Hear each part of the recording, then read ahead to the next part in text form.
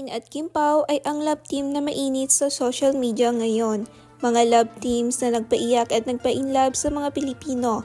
Kaya naman ngayon ay hindi nila maiwasang magkasagutan ng opinyon ukol sa kanilang pambato. Noong 2021, pumayagpag ang tambalan nila Paolo at Janine dahil sa kailan kaya. Napabalita pa silang may relasyon dahil sa lakas ng kanilang chemistry. Ngunit nito lang nakaraang taon ay naging maingay naman sa social media ang tambalan nila Kim at Paolo. Sa teleserye nilang Din Lang, dito nag-umpisa ang tambalan ng Kim Pao. Muli ay napamahal ang mga Pilipino sa chemistry at galing nila sa pag-arte. Ang kagandahan pa nito ay nabigyan ulit sila ng bagong proyekto.